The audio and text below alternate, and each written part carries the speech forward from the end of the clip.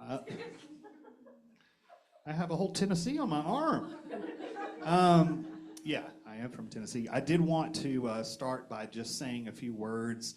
Um, One tragedy is one too many. And I know this week it's been heavy on a lot of people's hearts in the basin with all the things that have happened, not only in Heavenly yesterday, but also with the folks who are in the backcountry this week. So just wanted to recognize that in this space, and um, maybe some of you have some awareness of the people who have died tragically, but like I said, one is always too many. So just want to acknowledge that in this space. Also wanted to share a little bit about this week was the beginning of Lent. And for us at Unity at Lake, some of us gathered online on Tuesday. I don't know, something else happened on Tuesday. My back reminds me every day that Tuesday happened because of the amount of shoveling I did. This week is the most I've ever shoveled or seen snow in my life. I know it was things that you all been praying for and wanted for a long time. I didn't need to see it all in one day, is what I'm trying to say. But anyways, a few of us gathered online to talk about Lent and our study that we're using through Unity Worldwide, Release and Reimagine, and want to invite all of you to be a part of that as you can on Tuesday evenings at 5:30. We're going to gather here at Unity or online if you want to join on Zoom. But this week we just kind of reflected and talked a little bit about what Lent was to us, or what experiences we might have had during our time with Lent. And then we shared what our hopes would be for this season as we used that resource and talked about this journey that we wanted to go on. And some of the things that came to light during that was, for us, some of us were looking forward to just concentrating on being healthier, holistically, thinking about meditation and exercise.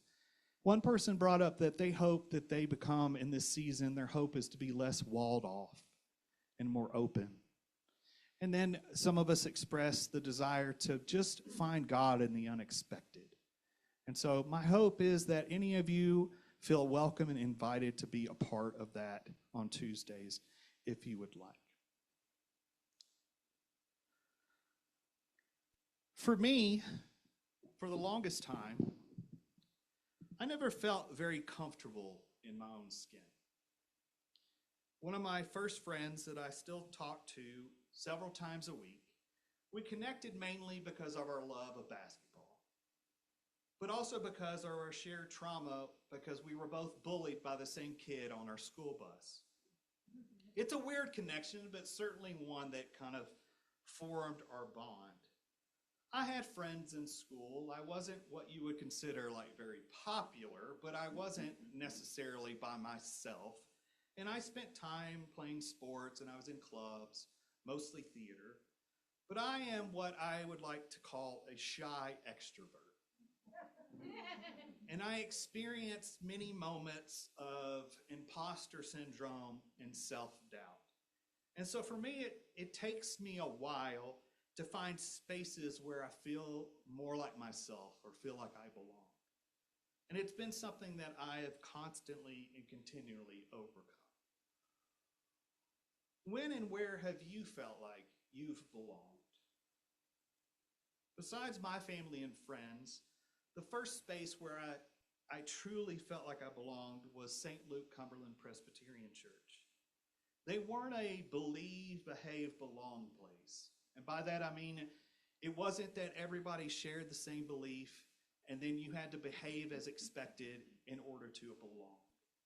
I just belonged, full stop. They took me in, loved me as their own, because that's what love does. My family weren't longtime members. The only connection I had to that space was a friend who invited me. And I certainly didn't look the part with the attire that I wore.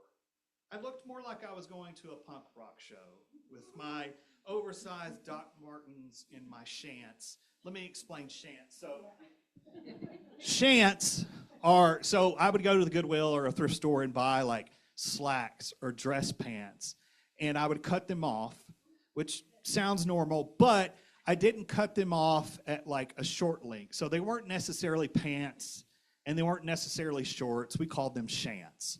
Some people might have called them capris, but that's not what they were. They didn't have the little band at the bottom. They were shants. So you might see me in those occasionally. I don't wear them as much anymore. But my hair was always a different color at that time every week.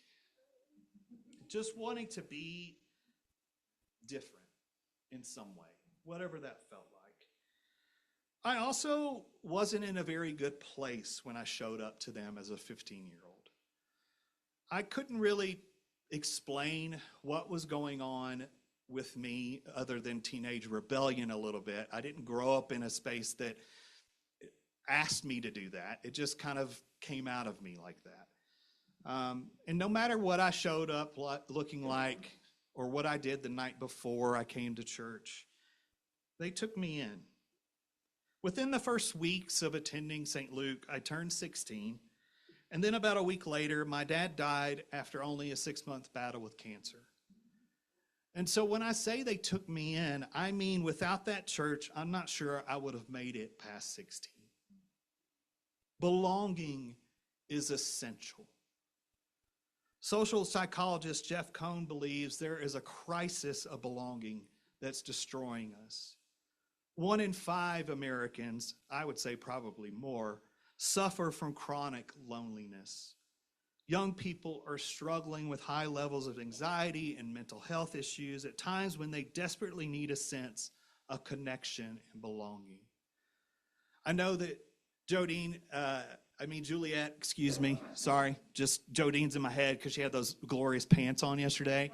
I'm just mesmerized with those pants. Juliet mentioned Soul Shop, and that is a faith-based suicide prevention workshop that I helped to facilitate.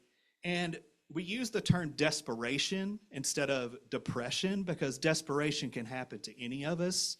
And so we try to normalize that language. But one of the things that we teach is that suicide happens for a variety of reasons, but it mostly comes down to a loss of hope and a loss of social connection. Belonging isn't just a touchy-feely construct. It's actually something that has hard consequences. It's associated with physical illness, early death, cardiovascular disease, and vulnerability. Psychologists Roy Baumeister and Mark Leary argued that belonging is a basic, powerful, and human motivation. It's as fundamental as the need for food, shelter, and safety. One paper I found online had a research-based construct around belonging that consisted of 4 components. Competencies for belonging, opportunities to belong, motivations to belong, and perceptions of belonging. I think faith communities as a whole tend to excel around lots of these things. They give opportunities and competencies for belonging. They offer motivations to belong. I think the struggle for a lot of faith communities, though, that I find is that it keeps popping up is this perception of belonging. Because in a lot of spiritual communities, there's this term that I came across recently called spiritual bypassing. Spiritual bypassing is the practice of using spiritual beliefs to avoid difficult and unresolved issues, or as evidence that these issues don't exist.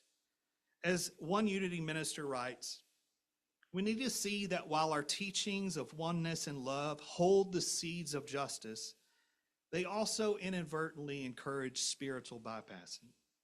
To live our spiritual principles, we must both imagine a world for all and then go about creating it.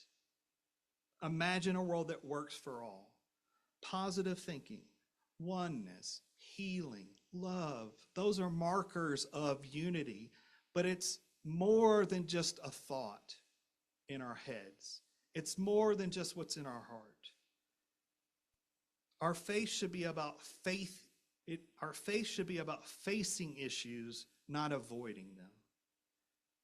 Another Unity pastor writes, authentic spirituality doesn't suppress valid emotions just because they're uncomfortable. It's okay to feel difficult emotions like anger and jealousy and disappointment. Unity does encourage positive thinking, but not at the price of ignoring our feelings in the present moment. When we sit with our feelings, they can be transformed. When we bear witness to one another's or our own feelings, it is a gift of attention. When I was a kid, I imagined many things for my life. Not this, but I imagined other things. But the dreams that came to reality came to be because of what other people gave, taught, dreamed, encouraged, and pulled, and sometimes dragged out of me. Most of us have imagined, I would guess, what a perfect world would be for us. For me, it has endless barbecue. And I'll explain what I mean by that. I won't get into that, but it means something different out here. But to be honest, what do we do about creating that imagined world? It can't just stay here in our mind. It doesn't live here in your heart. A perfect world is created together in community. There is a song by an artist named Ben Harper, and it's called My Own Two Hands. And he sings, I can change the world with my own two hands, make a better place with my own two hands, make a kinder place. I can make peace on earth with my own two hands. I can clean up the earth with my own two hands. I can reach out to you. I'm going to make it a brighter place. I'm going to make it a safer place. I'm going to make and help the human race. But in the song, there is a switch that I think is important to note. He continues to sing, now I can hold you in my own two hands. I can comfort you with my own two hands.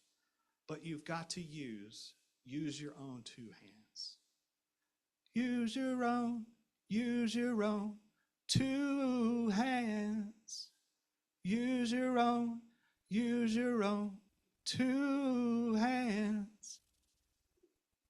We each contain such depth and beauty and light, but our oneness, our power, our divinity is only maximized when it travels from my head and heart to others. It's when we make belongingness paramount. Our energy, light, and love is maximized together in community where we all belong. I feel that every time I'm here with you all and gathered with you on Zoom. Each hug connects our belongingness. Each time we dance and sing and greet and you keep talking and we are trying to move on with the service, it brings belongingness.